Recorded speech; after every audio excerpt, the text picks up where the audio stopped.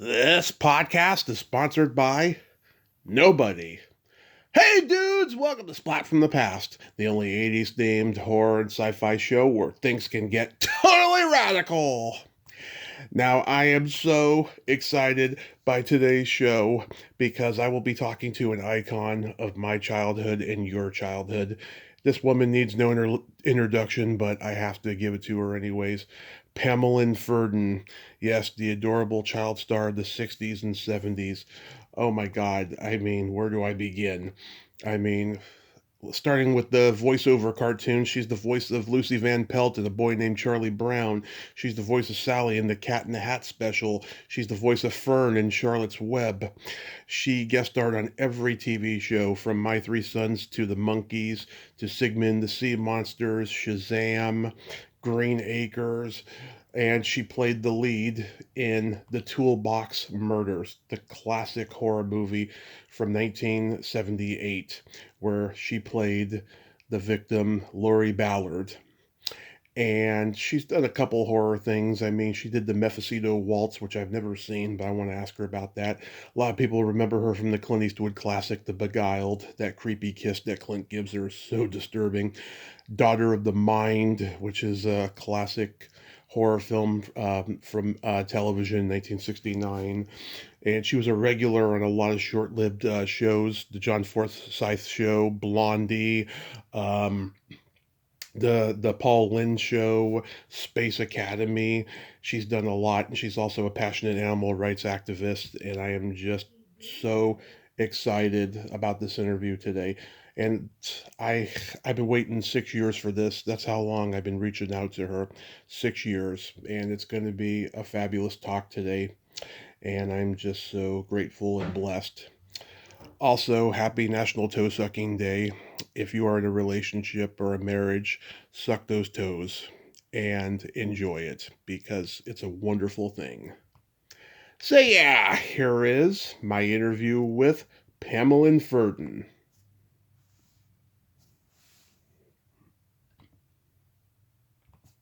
Hey, Pam, welcome to the show. How are you today? I'm fine. Thank you very much. Yes, I can't tell you what an absolute honor this is. You are an icon in my childhood, and I thank you for finally coming on today. This is such an amazing thing. Oh, well, I'm glad. I'm glad you're a good fan, and I really appreciate that you appreciated my acting career. So I wanted to come on. Oh, thank you. Thank you so much. So, going back in time, you've described your mother as a typical Hollywood mother who pushed you into acting. What age did that start? Very, very early. Probably, I would say 3 years old. Mm-hmm.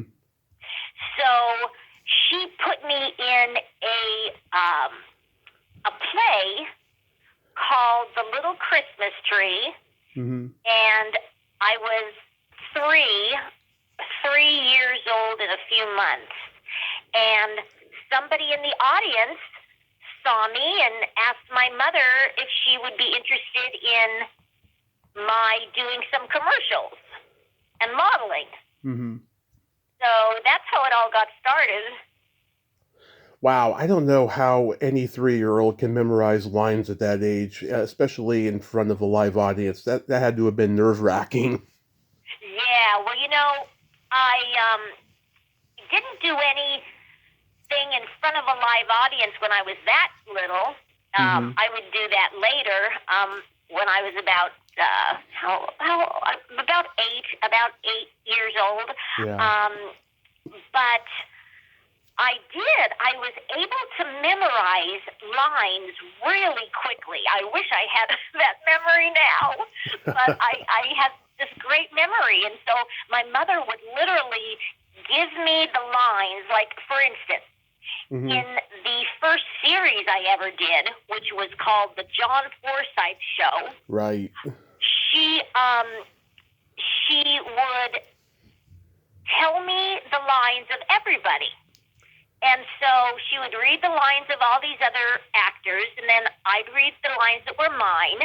But then I would listen to her, and I could memorize all the other lines that other characters were saying. So whenever they would forget a line on the John Forsythe show, especially John Forsythe, he'd say, "Pam, what's my line?" And I'd tell him. So yeah, I had a great time. Yeah, what was John like to work with? Oh, he was just wonderful. He was just as wonderful as you would think he would be. I mean, he just had such a nice man. He was just such a nice person, and he was good to me.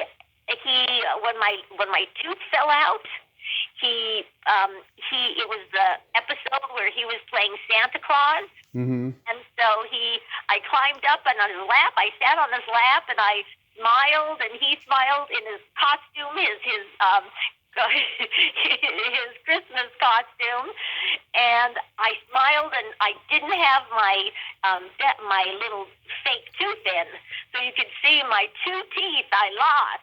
Yeah. What was Elsa Lanchester like? You know, that's interesting. She was very, how can I put it? She was very proper. Mm-hmm. She was an extremely proper woman. And I think, to a lot of people in England, we're just kind of lowly peasants because we don't talk as beautiful or classy as they talk and everything like that. And so I think she just, it was tongue in cheek, but you could tell that she would tease people about how there's so much more bourgeois in England. So she was very nice. Yeah, I bring her up because it's the 90th anniversary of Bride of Frankenstein, and everyone knows her for that, Oh, okay. Yeah. Oh, wow. I didn't know that. Yeah, it's crazy, 90 years. And our mutual friend Sarah Ballantyne was on the show. Oh my God, was she as carefree and open then as she is now? Well, I haven't heard of her lately. Wow, you haven't seen her in a long time? No, I haven't seen her in a long time. Why? Was she on your show? Oh yeah, I've had her on here twice. I just adore Sarah. I adore her. Oh, boy, no, it's been a long time. Why, does she remember something that we did together? Or? Oh yeah, she remembers being on the show, and she has a lot of great memories of growing up, Carl Ballantyne's daughter and everything, and she is just a wonderful person. Like I can talk to her literally about anything without hesitation, and she's got wisdom and stories. She's just a treasure. Oh, that's great. Yeah. Wonderful. So is your show about, what does it focus on? Well, it started out as horror and sci-fi focused, and then it evolved to just pop culture in general, everything that I love, old Hollywood and movies and television and music and all of that stuff. Yeah. Well, I love the old stuff too, and yeah. And I'm so glad that I worked when I did. But did you ever see, if your show used to be about horror, did you ever see the Toolbox Murders? Oh, of course. Oh, yeah, we're going to get into that because I've had Wes on here, and I've had Marianne Walter, the bathtub victim, on. She's a dear friend, and she says hi, by the way, because she said that she's seen you at a couple screening reunions and that you were very lovely to her. Oh, that's nice. Yeah. That's nice. But first, we're still in the television realm. You were on My Three Sons. How was that experience? Oh, it was great. But I must say, it was a lot of pressure too, because I had to pretend that I was crying a lot. Yeah. And so, it was hard for me.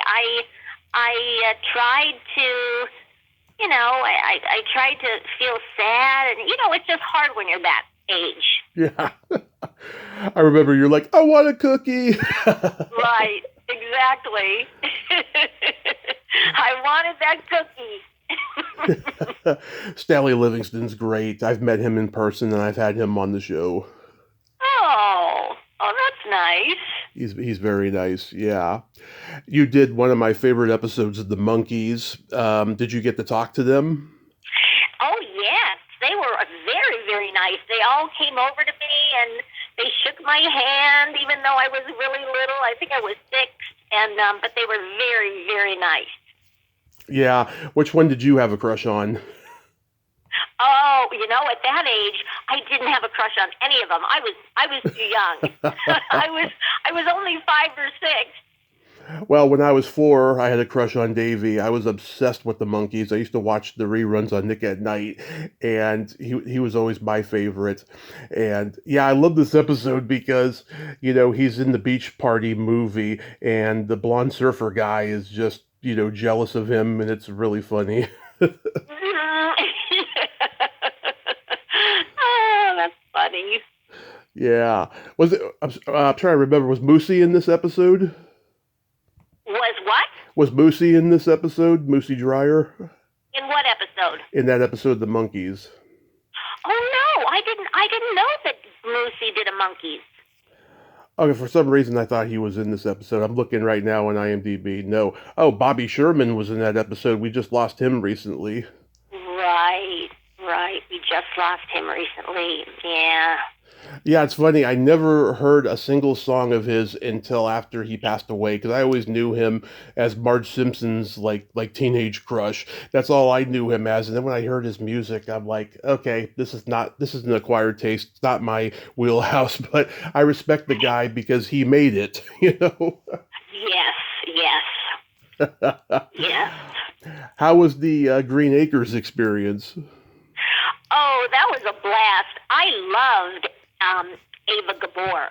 Mm-hmm. I just thought she was the greatest, and she was really nice to me because she knew. I mean, I was so entranced with her beauty and the way they put her makeup on, and I was always watching her get her makeup on, and it was just a really fun. It was a fun crew too. The whole experience was great. I know I've talked to a few people who guest starred on there, and they said it was a great experience. It was just fun, Yes, everybody in the cast and crew were really nice. You have that great line, "Boys are sure stupid." Yes, I do. Craig Huxley's in that episode too. Was that the first time you worked with him? I think it was. I think that was the first time. I've only worked with him twice. Right. Once was Green Acres, and the second one was Star Trek. Right. That was the next thing you guys did in alphabetical order here. Yeah, that Star Trek episode is so great. I mean, that must have been an amazing experience for you. Were you a fan of the show already? Well, I wasn't, because I was really busy working, mm-hmm. and I was young, so I didn't really get to stay up and watch something, a series, if it was after 9, and so I really kind of missed the Star Trek episodes the first year, but mm-hmm. then I saw a couple right before we filmed, so I could see it and get used to it, and so yeah, by the time I was on the set, I had probably looked at a few Star Treks. So yeah, I knew who everybody was, and I knew their names on the show and their characters or they were playing, and yeah, it was really neat. Yeah. Really, what your listeners ought to do is every other week on my professional Facebook page, Pamelyn Ferdin, mm-hmm. and that's PAMELYN,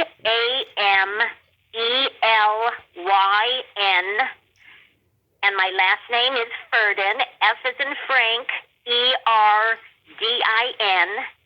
and I have a professional Facebook page, and I wrote Right. a 2-part post on doing Star Trek because I had so many different experiences, and I like to share that with my fans.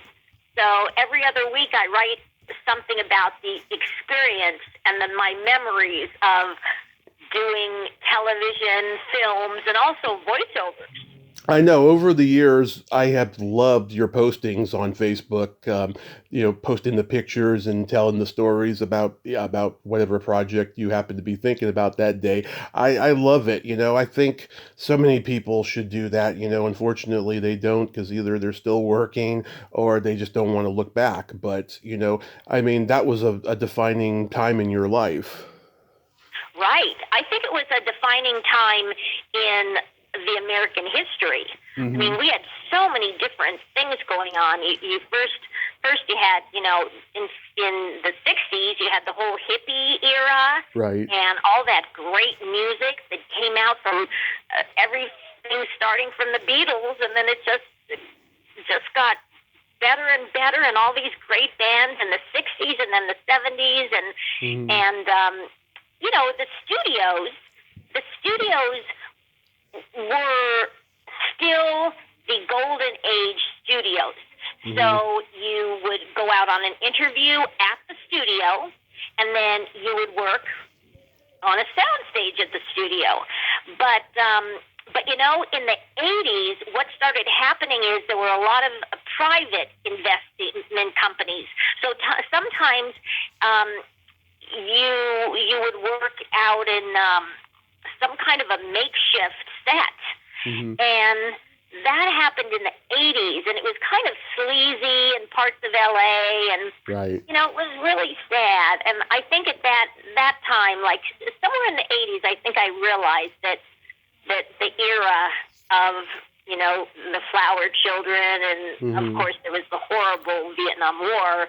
But I mean that whole era when you had Martin Luther King Jr. and just all these people in history were around at that time. Women's lib was happening. Ohio happened, unfortunately. There was a lot of crazy stuff going on. Yes, yes, a lot of crazy stuff. But I was young and I was in Hollywood. So what I knew about that time was that there was a place right on the Strip, the Sunset Strip, and it was called Pandora's Box. And all I remember is I was 6 or 7 years old at the most. And whenever we would drive down Sunset Boulevard to get to some of these interviews and places, the studios, you would see all these flower children. Everybody had flowers in their hair. It was Yeah. really kind of neat. And then all the musicians from Laurel Canyon, Oh, because we yeah. used to take Laurel Canyon all the time to get from one side of the hill to the other. So we were passing the houses that Carole King lived in, and all those great Crosby, Stills, Nash and Young, Judy Collins, all that. Oh, yeah. God, it was just a magical time. There was no internet. Everybody knew each other. It's so crazy when you look back on it. Yep, yep. It really is. It really is. So I have very fond memories of that time. Another first, you worked with Brian Tochi for the first time, long before Space Academy, and of course, everybody remembers him from Revenge of the Nerds and the Police Academy movies. Are you still in contact with him? I'm not, but I'd love to be. In fact, I'm doing a show in Burbank, a Hollywood celebrity show. Love it. Yeah, I love the Hollywood show. Yeah, and the I guess the producer of the show wants to get the crew, the kids from Star Trek together. Oh So yeah, because I know Barbara Luna. She books all the guest stars, from Star Trek because she was one herself. She was a pioneering one. She was like the first woman who got away with showing her belly button on television. oh wow, I remember her. I remember her. But anyway, so Yeah. wow, that's interesting. So I'm going to do that, and hopefully I'll see Brian Tochi there. Oh, that would be great. Yeah. I mean, he's just he's great with comedy, that guy, and it's crazy. People forget that he was on the Brady Bunch and the Partridge Family and so many shows as a kid, because he's so identified with those cult movies he did in the 80s. I know, I know. Yeah, yeah. I hope he's there. I really hope he's there. You did this great TV horror movie, Daughter of the Mind. I remember seeing it for the first time when you were on Bay Area Creature Features a few years ago. I had never seen it before, and I was like, man, this is frightening for TV. How was that experience? Well, I didn't see, and I didn't want to see them filming, those horror scenes and murder scenes. I didn't want to see that. Yeah. Even when I knew it was fake. So I really didn't see all that. I was kept pretty much as the Vestal Virgin, the young woman who's trying to keep her virginity, and they're trying to rape her and tie her to a bed. But I finally escaped. Yeah, you did you almost get hit by the car at the beginning of the movie, you said? What? When the car goes through you, did the car really almost hit you? You said Yes. Yeah. Yes, it did. It was, and I wish I could remember the driver's name. Oh, I wish I could remember. But anyway, he was a famous car driver. And so that's why they used him, because he was able to, they'd never do it now, but he was able to come right up to like almost just an inch away, a couple inches away from my body and stop that car. So, like I said, they'd never get away with that now. Back then, they didn't really care that they might kill or harm or injure the actors.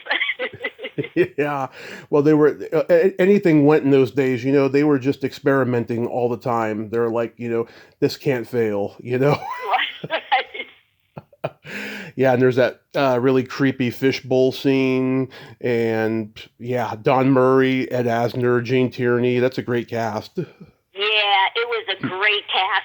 I didn't meet Ed Asner at that time because I wasn't in the scenes that he was in, but I did meet the other actors, and they were all. Gene Tierney, she was a legend. What a classic. A legend, yeah. Yes, a classic and a legend. You're absolutely right. It was just. I remember thinking though that this was kind of bigger than just a normal movie of the week, because this was when they were making movies specifically for TV. Right. And it was called the movie of the week. Yep. And so it was really big, and tons of people saw it, and a lot of them were scared, and they would say, "Pammy, you were scary in that," and I'm like, "I was scared too." Yeah. Then you did the iconic Black Wig episode of the Brady Bunch. That's one of my favorites. It's probably like on those lists of the great episodes. Anything stand out about that? I was so busy at that time. I was doing like 2 series, one voiceover series, one Lassie series, or what other, it was another series. But anyway, I was so busy. I didn't really have a chance to, meet them and be friends with them or any of the kids on the show. We were all just busy at the time, and I didn't really connect with any of the kids. I don't know why, but I didn't. I remember I just didn't really connect with any of them. So I had gone out with Eve Plum, so I knew her because we used to go out on commercials together, or we went to the same commercial interview, I should say. So I don't remember. I mean, I definitely remember that Andy Davis. I had worked with her on the John Forsythe show. Right. And because I worked with her on the John Forsythe show, she remembered me, and I remembered her, and I was a lot older, and so she was great. I really liked her. We had a good time. I know she went from the Bob Cummings show to the John Forsythe show to the Brady Bunch. Yeah. So my dad's favorite actor is Clint Eastwood, and we used to watch his movies when my mom wasn't home. And I became aware pretty early he was either a cop or a cowboy in his movies. And I remember seeing my dad watching The Beguiled, and I asked him, "Is he a cop or a cowboy in this?"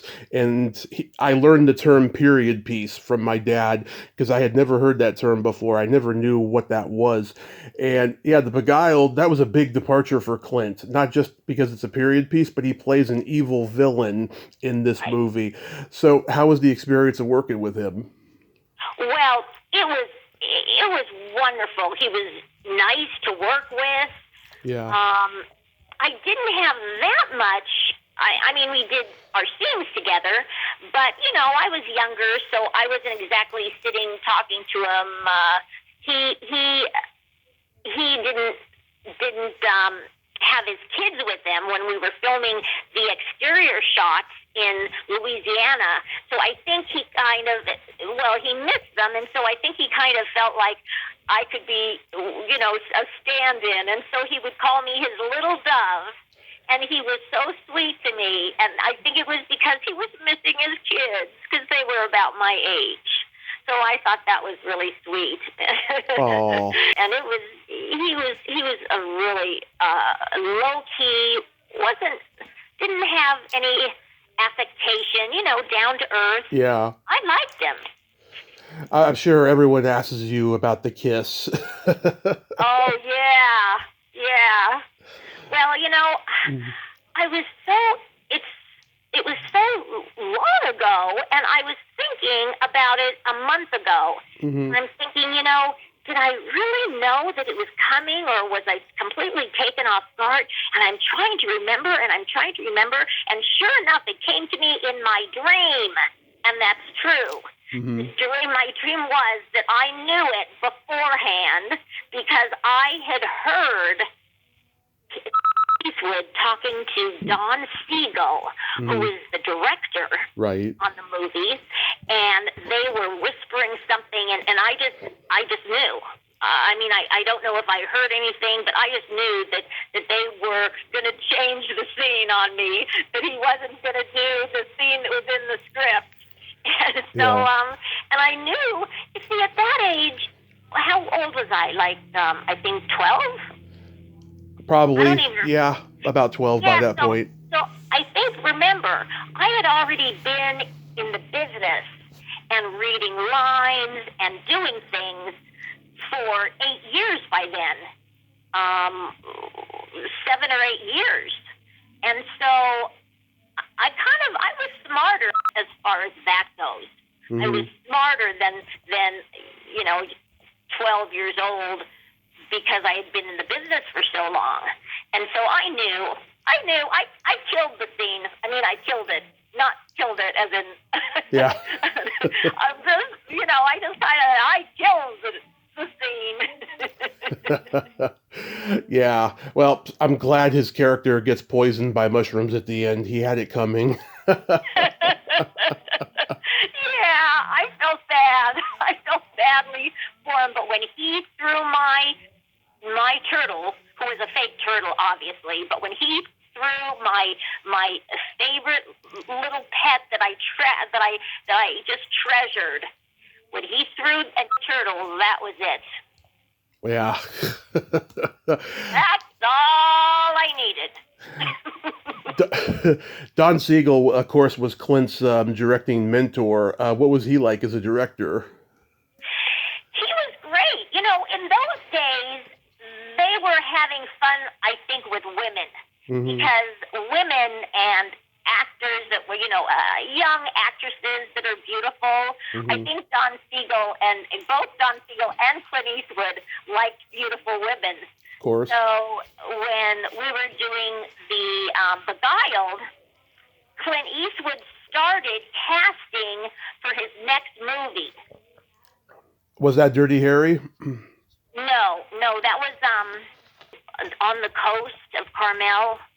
Oh, Play Misty for Me. Yes. Mm-hmm. Play Misty for Me. And they were actually, he knew that he was going to direct that, Clint Eastwood.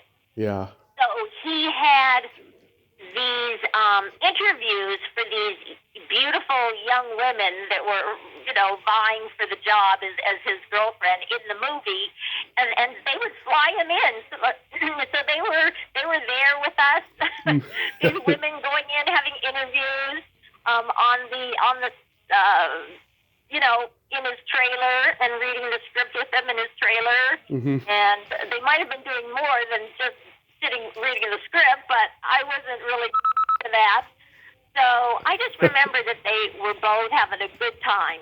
They were both at that age, and they were having a good time with these beautiful young actresses. Yeah, not to mention Don Siegel directed a horror classic, Invasion of the Body Snatchers. Yes. I found out that movie is about the McCarthy blacklist. Really? Yeah, those creatures coming out of the pods. Those are the McCarthy people. They're coming to blacklist the liberals out of Hollywood. Wow, really? Yep, that was the inspiration when that was written. That's interesting. I just found that out recently too. Wow, that is really interesting. Did Geraldine Page give you any advice or praise for your work in the movie? She was a real earthy woman. Uh-huh. And she was a method actor, and so I would wait for her while she got, how she got herself prepared to do the shot and everything in the scene, and we worked really well together. I mean, we worked great. But I didn't really get to spend that much time with her because I didn't have a lot of scenes with her. But it was great doing it in outside of Baton Rouge at a huge mansion. Mm-hmm. These were the exterior scenes. They would do the interior scenes when we flew back to Universal Studios. So Right. We did all the exterior scenes first. Wow. And this mansion, this antebellum mansion that they chose for our school, for the girls' school in the movie, it was just so beautiful on the outside, and it must have been gorgeous on the inside, but it was falling apart. I don't know who owned it, but it was stunning. And I hope that after we did the movie, I'm hoping that they put some money and brought it back to former glory, because it was a beautiful mansion right off the Mississippi River. Wow, that's beautiful. That I could just visualize that. Now, I've never seen this movie, but it's got a great cast and it's a 70s flick. The Mephisto Waltz. Yes, the Mephisto Waltz. Yeah, what stands out about that one? Well, it was done when all those types of movies were making a lot of money. They were making a big amount of money. Like, what were some of them? Oh. Are you talking about horror or? Yeah, the horror movies. Well, yeah, I mean, The Exorcist was starting to be made. You actually were up for that movie, right? Right. But I don't know what happened. Either I was busy or I didn't really want to do it. It wasn't my thing at that age, and it wasn't my thing when I was older either. Yeah. And they wanted somebody brand new. They didn't want anybody who people would have seen before. Right. So, the Mephisto Waltz kind of followed The Exorcist and and Rosemary's Baby. It was kind of in that genre. Right. When it was, when things were super, I don't know, more like supernatural. Type yeah. Huh? Supernatural ghost stories. Yeah. They were big. And so the Mephisto Waltz, I don't know why, but it just didn't make it at all. It bombed big time at the box office. And I've tried to watch the movie when I'm an adult, and I couldn't understand it either. So, but it people like it. The people that have seen it, they like it. Yeah, I got to see if I can get a copy of it. I love Alan Alda. The failure of the movie probably led to him doing MASH after this. Yes, that's true. That's true. That's awesome. Bradford Dillman, he was great, and Jacqueline Bisset. Yeah, that's a great cast. Yeah, and Jacqueline Bisset, boy, what a beautiful woman. She was just gorgeous. I mean, her beautiful blue eyes, and she was so attentive to listening to me, even though I was a lot younger than she was. If I said anything to her, she was just very in the moment. That's what I remember about her. I wonder whatever happened to her. I saw her on a show recently, on a podcast show, and she looks exactly the same, still gorgeous. She hasn't really aged. I think she's involved in humanitarian causes or something, if I'm not mistaken. Something along those lines. Yeah. I love the Cat in the Hat TV special. From the time I was 8, I had it memorized, and I still do. I know all the lines, all the songs. I think it's the finest achievement ever put to animation. And I told Phil Roman this a few years ago. He disagreed with me because he did not have a pleasant experience making it, which saddens me. But it still holds up to this day. It's beautifully drawn for 1971. Do you have memories of recording and seeing it for the first time? Oh, I loved it, yes, and I loved working with all those great animators. Oh, they were the top of just the top of the animation world in those days. Some of the animators on the TV special, The Cat in the Hat, were animators that literally helped invent and create the more modern cartoons that we saw as kids in the 60s and the 70s. Mm-hmm. So it was wonderful, and it was a blast to make.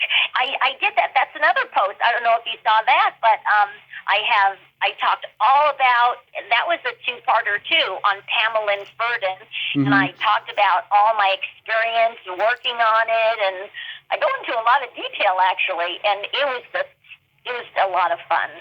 It's just that special warms my heart, and just I love that part when, at the end there, when the cat leaves and there's thousands of hats all over the place, and you're like, well, what do we do now? Yeah. People know that about you, the urgency in your voice. People know that. Your voice is so easily recognizable. I mean, you sound exactly the same now as you did then. Thank you. That makes me feel good. Of course. Yeah, you have a timeless voice. And, I feel the same way about Charlotte's Web, too. That's another one I can quote all the lines and sing the songs, I mean, that's got to be just one of the great gifts. I mean, Charlotte's Web has just been, it's been in everyone's hearts for the past 50 plus years now. Yes. It's, it was wonderful to film. I mean, it was overwhelming because I was working with some of these incredibly great actors, and they were all there, and we all would work together in a group. Not like now, where when you're doing an animated special or any type of animation, the actors are usually brought in either one at a time, to fit everybody's work schedule. Mm-hmm. And but we were all there at the same time, and it was a lot of fun. A lot of fun. Pamelyn singing as the rat. Oh, yeah. Templeton. Yes, I love He Templeton. was so funny. And Agnes Moorehead, she was beautiful. And of course, Debbie Reynolds. I remember watching Debbie Reynolds in her movies when I was a little teeny weeny, and so I was impressed with working with her. And she did such a great job as Charlotte. So, yeah, we had a nice time. I can't imagine anyone else doing the voice of Charlotte. She was so good. And Henry Gibson was great as Wilbur. And Danny Bonaducci and Dave Madden, you got a Partridge Family cast in there. Yeah. That's funny. Yeah, Paul Lynde, you later worked with him on his show. Did all his sexual innuendos go over your head back then? Oh, they did. He had a great sense of humor, but mm-hmm. it was a little bit above my head. Yeah. I watch him on those Dean Martin roasts, and oh my God, he is just so funny on those and stuff. He's like, an intellectual conversation with Dean is discussing the plots of Gilligan's Island. Yeah. He was a brilliant guy. There's a great book out about him. This woman, Kathy Fitzsimmons, she was like his pen pal and then became a close friend in the last 5 years he was alive. She wrote the book, and I've had her on. And it's interesting. The guy What did she say? Well, he wanted to be a serious actor. He never wanted to do comedy, but he fell into it, and it was kind of like a trap to him because he wanted to do, Shakespeare and method and all of that stuff. I think he went to HB Studios, I believe, or Actor Studio, one of those famous acting schools. But comedy ended up being what he was, boxed into. Oh, interesting. It was very interesting finding that out. But then guys like Don Rickles and Harvey Korman, they were the same way. They just wanted to be serious actors, and then comedy found them, Yeah, I love doing comedy. I thought that was a lot of fun. I never saw myself when I was little, mm-hmm. when I was, 6 and 7, and I never saw myself as a funny person or loving comedy. And then, boy, when I started doing it, when I started getting chosen to be on all these different shows, Love American Style, that was, and Green Acres, and all those shows where they had a laugh track. Mm-hmm. So I had to learn how to give the lines so that it would be funny. Right. How was the night gallery experience? That was interesting. We went way up the coast, and I remember it was a misty day, and we were down by the water, and it was a very misty day. So that even made it kind of more chilling. I mean, the whole episode where she comes and kicks down my sandcastle. Yeah. Laurie, what's her name? Laurie Prange? Laurie. That was the actress's name who was the main character. Oh, right. I don't remember her name. Yeah, I think that was her name. Laurie Prange or Pranger, something like that. Oh. Yeah. You guest starred on an episode of Shazam, and it had an animal rights theme to it. Was that like the seed for your animal rights activism? Well, I always loved and respected animals. And I never liked, I just never liked cow flesh and chicken flesh, and I just didn't like it.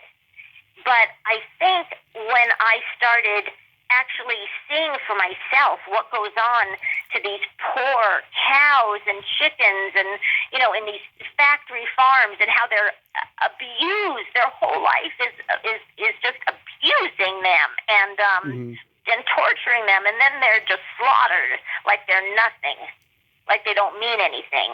Mm-hmm. And so I always had a soft place in my heart for animals. And it wasn't until I was probably 30 And then I read some books like Diet for a New America and other books, and I realized that, I just didn't want to participate. I didn't want to be complicit in their suffering. Mm-hmm. So that's when I became vegan, and it's been a long road, but they sure have a lot better food now, because 35 years ago, there was nothing hardly I could eat. But now, there's great vegan ice creams and just in every flavor, and, plant-based entrees and meats and chicken nuggets. They can be made with plants, and, they're so good. So yeah, but when I was 35 years ago, that was pretty tough.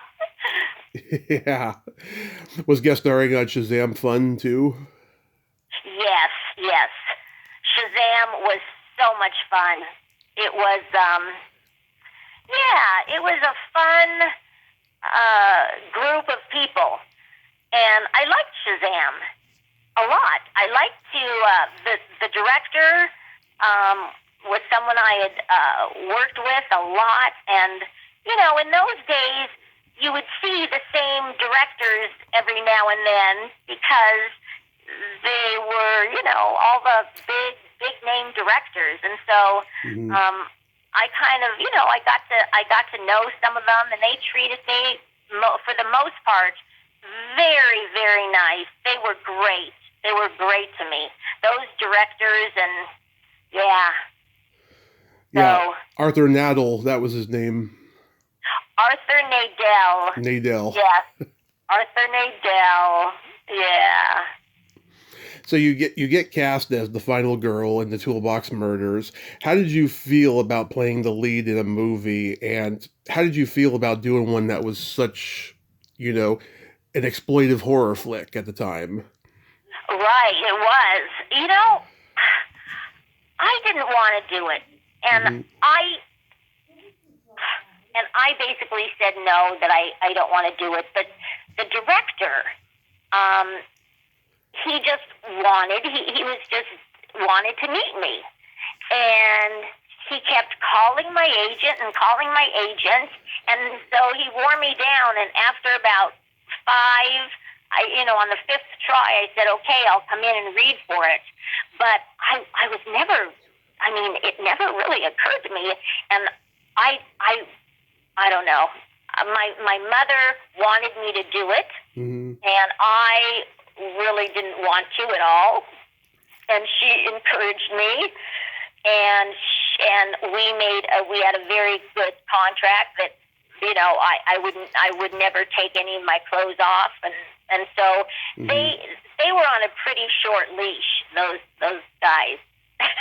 So I never had to show my breasts or anything. I would never do that. So well, we do see your feet, though. I'm sure you get DMs from foot fetishists all the time. No, that I don't. That's interesting because, on the internet, there's the wiki feet and everything where they have like screenshots of actresses, who are barefoot in movies and so forth. That's interesting that you haven't gotten that. Yeah, so Wes is a great guy. I don't like what his character does at the end. He saves you and then he sexually assaults you. That was just awful. And the weird thing is, this was co-written by 2 women. Like, do you know if they came up with that idea or even approved of it? No, I don't even know. We'll have to research that, because I don't remember, because I worked closely with the director and the cinematographer. Those are the kind of 2 that they were really cool, and they were really nice to me. So yeah, it was nice. Because if it had been my script, I would have had her kick his ass and then kill him. Yeah, that would have been a good ending too. Yeah, would have been a great finale. I'm sure people quote to you all the time the line, la specialty of the house, chicken à la TV dinners. It was, So, to wrap this up, how's your memoir coming along? My memoir is halted at the moment, but I am going to, in the next month or so, start adding some things to it, and so I'm still going to be working on it. So I have no idea right now when it's going to be out, unfortunately. Sorry. Well, I'm going to be looking forward to it, and I hope you have a lot of fun at the Hollywood show in January. And, I wish I could be there, but I was there in June for my birthday. But who knows? If a twist of fate happens, I will let you know. Oh, thank you. Thank you very much. Absolutely, Pam. This has been the greatest honor of my life. Thank you. I'm gonna go. No problem. No problem. Thank you for letting me talk to you about all this good stuff. And definitely tell your audience to go to Pamelyn Ferdin, my Facebook page, and read all about my past experiences. And I do one every other week. And then I rotate it with different, sometimes I'll have a commercial that I'll put on there, one of my commercials when I was a little teeny. So it's a fun page. You are still adorable, Pam. Have a happy holiday season and be safe. Okay, you too. Thank you. Bye-bye. Bye. Well, there you have it. Pamelyn Ferdin, ain't she a sweetheart? Oh my God, I just enjoyed that conversation. She is still adorable, still has the same voice that she did when she was little, and she always will. It's part of her personality, her charm, her character, and I just, truly adore her. And yeah, go see her at the Hollywood show in January, and go check out her Facebook page and check out her postings of telling a lot more stories about her career in depth, and go to her website, PamelynFerdin.com and stuff. Yeah, I'm trying to. I had a few more questions about the Toolbox Murders and stuff, but she had to go early, as it turned out. But hey, we covered everything, and the Toolbox Murders is, well covered and all that stuff. It's out on Blu-ray, so that was just a fabulous conversation. Well, until next time, this is Tommy Throwback Kovac saying, there's no shame in living in the past, because the present sucks. Later, dudes.